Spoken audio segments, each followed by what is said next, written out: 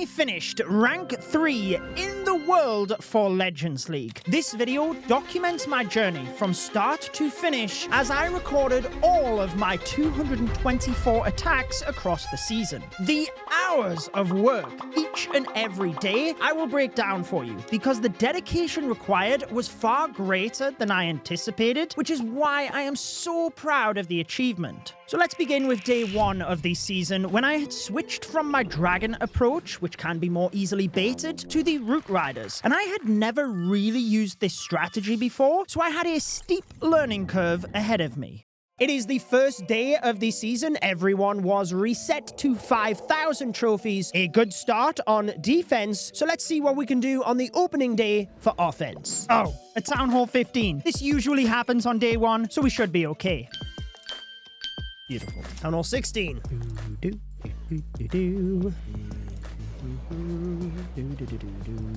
3 stars haven't attacked a Town Hall 17 yet. But as the season goes on, we'll not match just any Town Hall 17s. However, just 3 triples later, oh, we got a Town Hall 17. Let's dive straight in towards the Town Hall, I guess. Yeah, let's just go from here.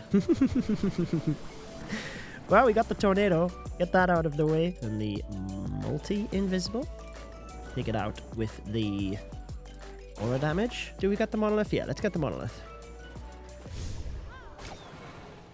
Riders. You have to get better at deploying the troops, making sure that everything is deployed fast. Maybe we delay the deployment of the Royal Champion as well, because she got way too far ahead there. Let's overgrowth this. Minion Prince ability. Now I guess we can just send Super Barbs on the outside. Yeah, I mean, correct. No fails so far. Town Hall 17, and it's not that highly upgraded, but a decent one to finish the day. Wow, I mean, I definitely need to practice with the strategy. But the first day or two is ideal when practicing a new attack, as you can kind of still get an easy 320 trophies, but there is a lot of learning, a lot of things to work on, because even though I got 8 3 stars today, there's no way I've mastered this strategy yet.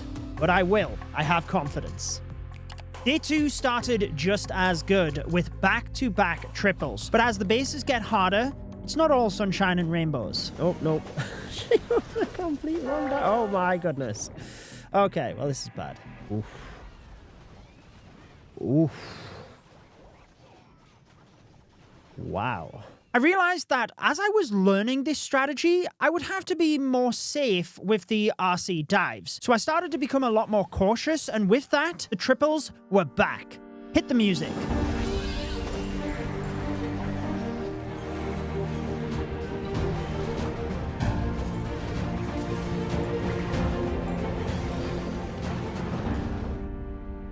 Day number 4. Yesterday, I adjusted the army and removed the overgrowth spell. I found that on the first couple of days, I really didn't know where to use it, or I didn't need it at all. So I asked iTzu his opinion, and he suggested using a freeze and an extra skeleton spell instead. With this change, I was actually able to get a perfect day on offense. However, I am getting hit pretty hard when it comes to defense. Today, I've already taken 4 3 stars and just the 1 successful defense. Whilst this is more than common in higher legends, this early in the season, you do tend to get a few more defenses. But as long as I continue doing well on offense, then it shouldn't matter. So let's dive into the first attack and see what we can do.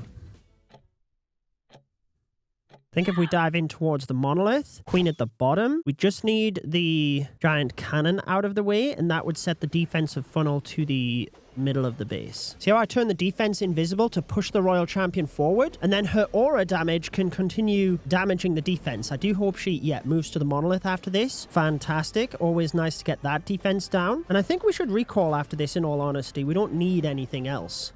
Okay.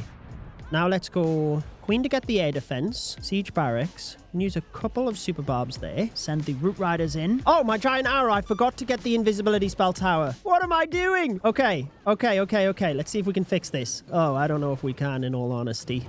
Grand Warden ability, Minion Prince ability activates the core.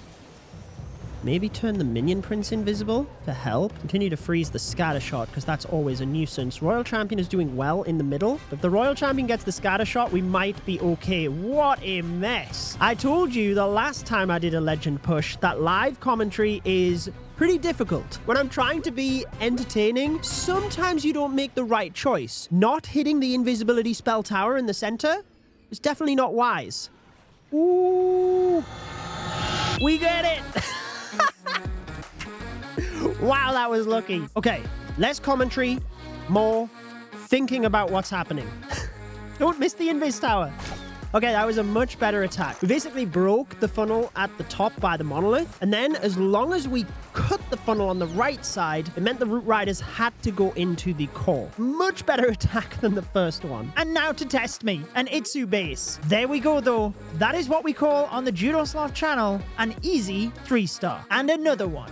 And another one. One more for good luck. Our first live defense, and he's using a very detailed strategy.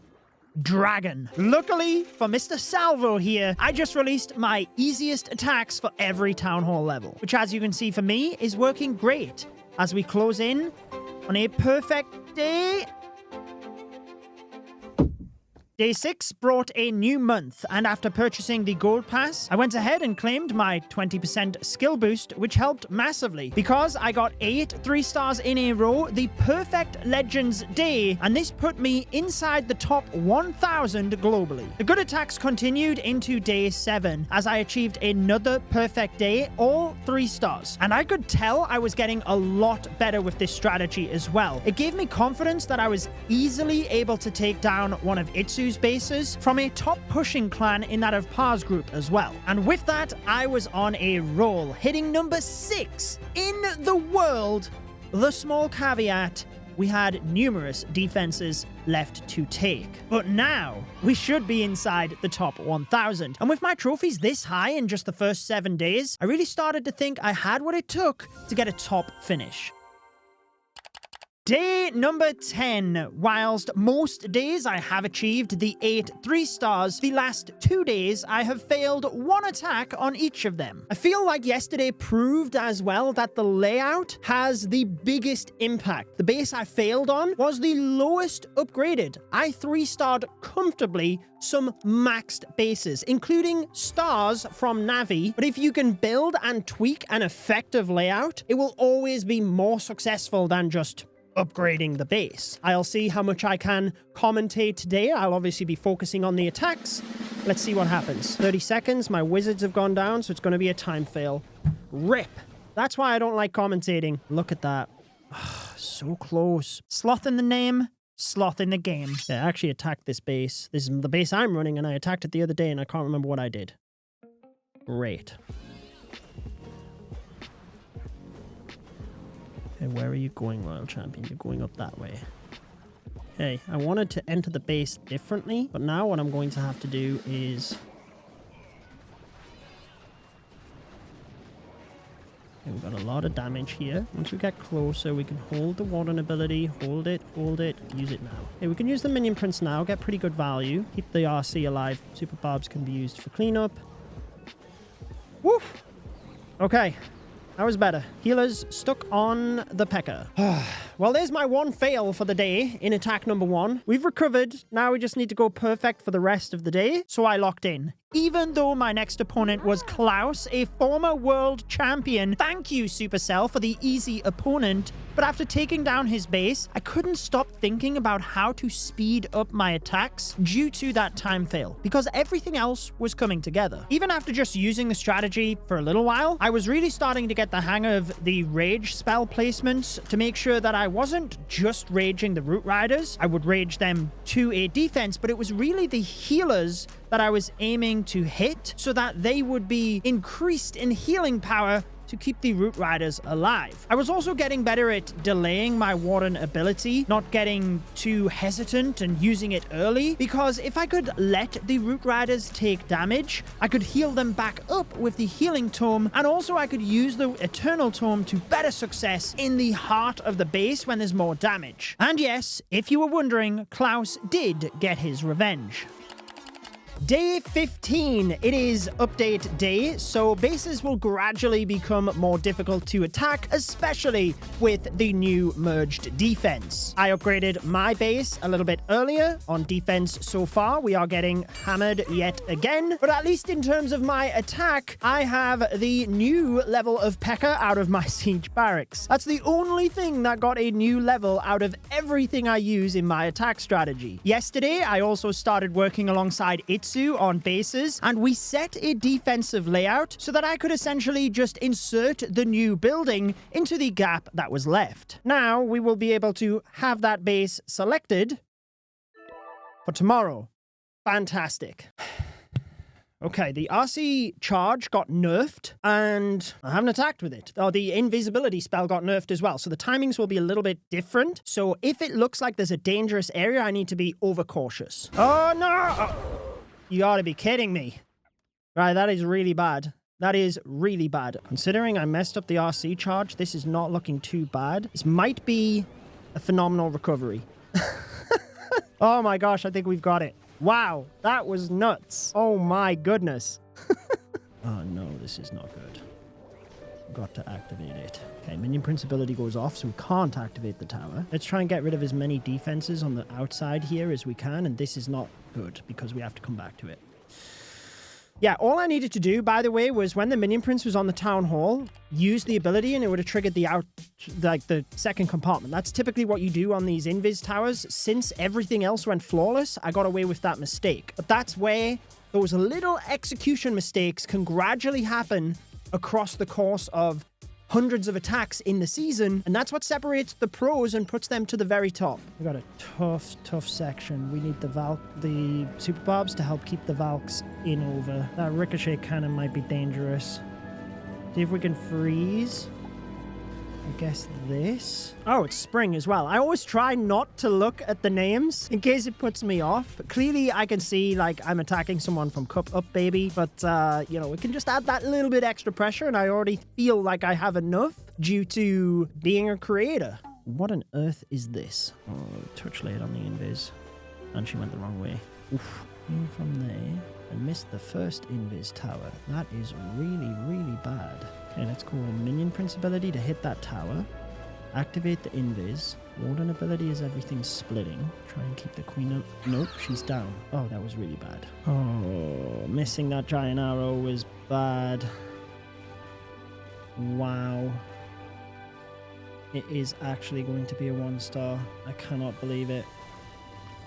Wow, that is my first 1-star. Oh my goodness me. If I'd have missed the far invis tower, it would have been fine. But I tried to get greedy and get them both. Wow, that... Oh. Honestly, that is going to set me back like days of progress. Okay, shake it off. I can't believe I 1-starred. Like... I mean, it happens to everyone, right? Everyone fails. We're not going to sit and pretend that you just 3-star all of the time. That's not the reality. Fortunately, if you're going to fail, you want that to be the first half of the season, but then you need to be dialed in. And I did. For the rest of day 15 and day 16, I got non-stop 3-stars. At this stage, I was really starting to hone in on the strategy. I'd already improved on the areas that have bigger impact, which granted are the more basic things, but I was also getting a lot more used to the strategy that I could be a lot more flexible. For example, understanding when to use the queen first prior to the root riders. If it was going to take her a long time to set up the defensive funnel, then I would have to use that first, but you wouldn't always want to do that because the root riders take some time before they get to the point where you're trying to cut that off and move them to the core. So it was about being able to adapt to the base I was going up against, because in Legends, you don't know what you're going up against, and that's where you have to be able to adjust on the fly in order to get the most success and 3-star as many bases as possible. Another example, such as this one with Landslaughter, was whenever I was going into invisibility spell tower bases and the entry point I had chosen with the Root Riders was direct into an invis tower. Clearly I needed to deploy the queen first in order to activate the invis tower so that then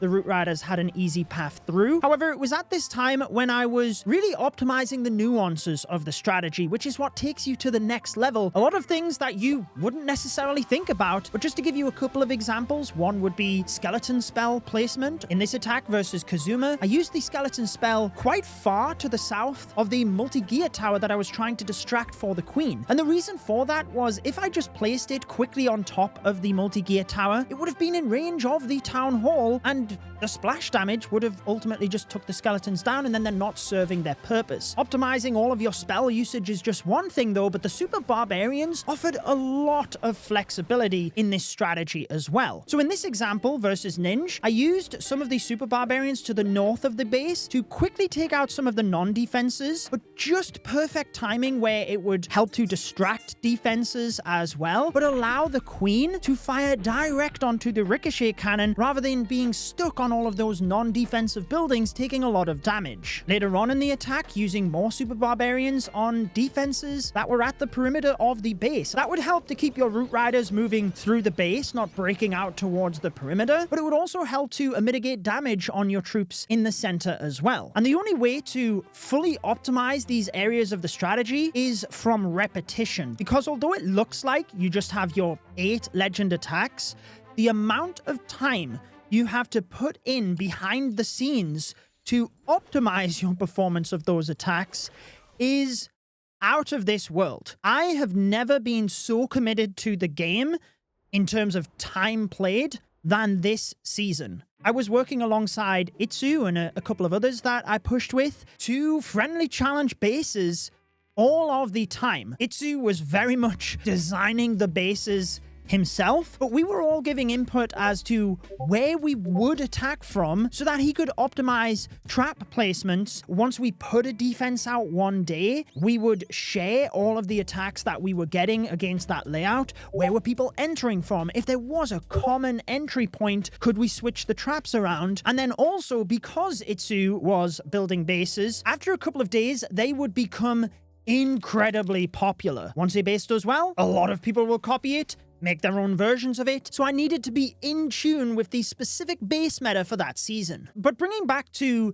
the amount of time attacking, it's not just about logging in when you have a break at work and quickly doing a legend attack. If you're trying to push to the top of the leaderboard, you're not going to get there by doing that. And iTzu was kind enough to jump on and spot my attacks during the last week of the season as well, once I had actually got into the top 10, because it always only matters on the reset. If you blast all of your 8 attacks at the start of the day, you can get to number 1 in the leaderboard. And actually that happened throughout the season to me. A couple of days before the end, I think it was, which was amazing to grab that screenshot with you as number 1 in the world. However, what really matters is at the end of the day, when everyone's done their attacks, everyone's taken their defenses, where do you reset? And for the entire last week, I was resetting in the top 10. So my point here anyway was that iTzu was jumping on to spot my attacks, but prior to jumping on those 8 legend attacks, I would do my friendly challenge warm-ups to make sure I was in the right headspace, I was warmed up with timings to give me the best chance of success on my attacks. I mean, at that point, you are facing the top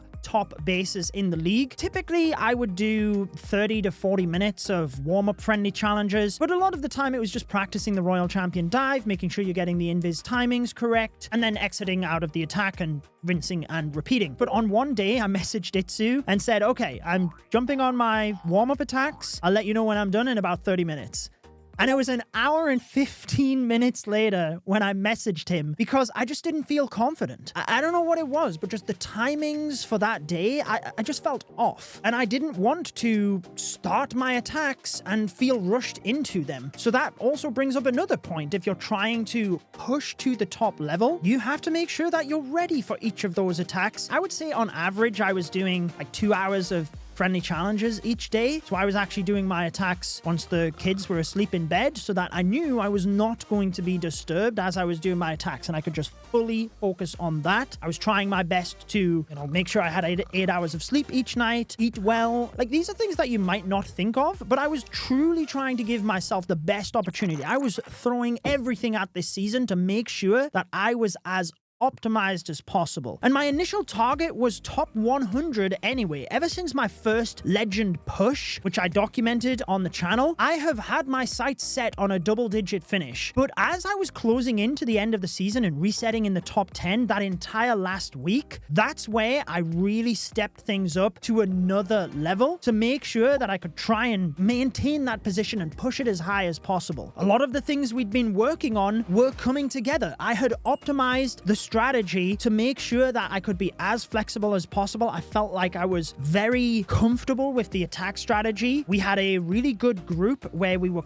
all trying to help each other to achieve our goals. Hawk, who I pushed with, he finished rank 1, rank 2, and rank 9. And typically due to time zones, like I said, I was attacking on a nighttime, he'd already done his attacks before me. And if ever we found bases that we struggled against, we would just tag each other in Discord, like, make sure you check out these layouts before you attack and have a plan for them, because this was tricky. But the funny thing is, like, once you are at the top of Legends, there was a chance that we would match each other. Mammuth never actually matched me, but I did match against him on day 21, and I said that I was testing against our bases, but I didn't have an ideal solution for that layout. But I'm happy to say it did work out. Got a little bit close, but I got the 3 stars. But even though Mammuth didn't attack me, the second to last day of the season, iTzu matched me. And I would expect nothing less, right? Like, he built the base against me, so he smashed me on defense and made sure to swag a couple of his spells in the end as well. But I think that's really cool. Like, as much as we were helping each other, there was no offense taken to smashing each other's bases either. And that brings up a really interesting point that is hard to get across, is just the sheer emotional roller coaster that I went through. Clearly, I was very attached to this, and it meant that, like, every 10-15 minutes I was logging onto my phone to see if I'd taken a defense. And then when you get 3 stars, you're like, oh, you're all frustrated. You get a defense, you're absolutely celebrating. But the same came on offense as well. I didn't have a flawless season, although towards the last week I failed very few attacks. It was perfect day after perfect day, but there was the occasional slip up as well, and that was so frustrating. Like, you just felt deflated, but you had to try and set your emotion aside to think about, okay, what was it that made me fail, and not dive into the next attack either. And I, again, have to give a big shout out to iTzu for this, because on that occasion where I did fail and we were on a call, we would sit and discuss what we felt went wrong with it, and then I would just do some more friendly challenges and just kind of get my head back in the game. And I think that's a really good learning point, whether it be your 2 war attacks or whether it be legend attacks. If you make a mistake and you're frustrated, like, don't just dive straight back into the next attack, because there is a good chance you're going to fail again. And now, you might not. It's just the thing of trying to stack the odds in your favor, and that's what all of the prep work leading up to those 8 legend attacks is for. Whilst you might be able to just dive into them and get 320, perfect 8 3 stars through the day, once you're at the top, it is a whole different ball game that everyone is using effective layouts. Everyone is either building their own bases or working with high-level base building services to have custom layouts. So you have to make sure that you are doing everything you can to get as many 3 stars as possible. And then, yep, when I was ready, we would go back into the attack. And a lot of what iTzu is doing on the spotting is, I mentioned earlier with the Super Barbarians, but this season also had a lot of Troll Tesla. But whenever I had a few seconds, he'd be like, okay, save a couple of Super Barbarians, we've got a Troll Tesla, which is exactly what you see in the esports scene. But I would honestly say, on top of anything, the most important aspect of it was the nerves. Especially when I'm making this for a video and then people see you resetting really high as you're getting close to the end of the season, the pressure mounts up. And I will tell you, I have never, in all of my years of Clash of Clans, I have never been as nervous as I was for those final 8 legend attacks, you automatically, I think this is just human nature, you plant that seed of doubt. And every single attack, okay, you get the 3 stars, you move on to the next, take a breath. And the relief to get through the last day with 320 trophies was so amazing. I cannot explain how I felt after those 8 attacks. I had hung up the call from iTzu and I was, just head deep in all of these Discord bots, looking at every possible eventuality, and there was only stars that could catch me and overtake into the 3rd spot because he hadn't done any of his attacks yet. I needed to be 3-starred on defense, and Stars had to make sure that he had 2 successful defenses and got the perfect day on offense. But it's Stars. The likelihood is he's going to get the perfect day on offense. It's really what happens on defense. But on top of everything else, after the wild roller coaster of a ride that I had, I then started getting a live defense. So I recorded it. And, it's amazing. Like, the guy missed the fireball to start out with, which is like, you're celebrating and cheering. It's a fireball rocket loon attack, which is incredibly difficult to perform. So this is a high level attack. And if you miss the fireball, you're on for the possibility of a defense. And any defense, Stars could not catch me.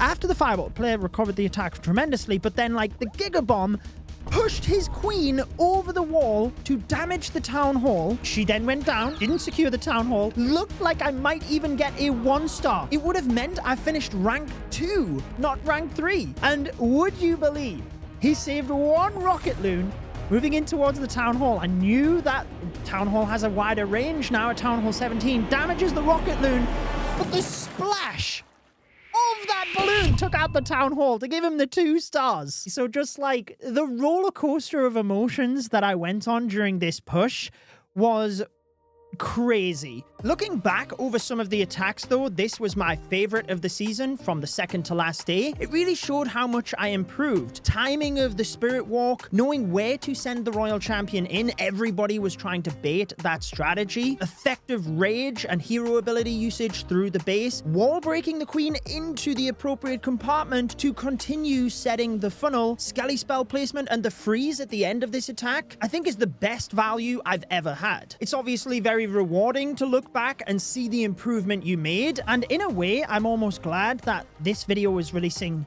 now, because I've had a couple of big projects I've been working on in the background. Clash of Clans has brought up a lot more updates and events which have taken priority, so the production of this video I also wanted to do right, and that's where it takes some time, but it's allowed my emotions to settle a little bit so that I don't get drawn into trying to answer back to people that we're trying to have a go. And that's what happens when you achieve something. You will always get, especially on the internet, people that ultimately are just jealous. And I wanted to assure that you don't let that impact you. Be proud of your achievement, because I truly am. And I feel like this really shows that when you put your mind to something and you really go for it, it takes a lot of commitment. I am fortunate enough to do content creation as my job, so I was able to commit the amount of time that was required for this season. And I take my hat off to players like Stars that are able to push like this season after season. You've seen throughout this video the amount of time and effort that was needed. And there will be some people that say, you need to touch some grass. But if you truly want to achieve something, you've got to put the work in. And if you can commit the time and you fully apply yourself, you'll be surprised as to what you can achieve. Hopefully this video even inspires you to push yourself more, whether it be in the game or in real life. That is my journey and how I finished 3rd in the world, even having my name locked into the leaderboard for the next season. If you want to see when I first trophy pushed and hit my trophy record, I will link that video on your screen. Enjoy the rest of your day.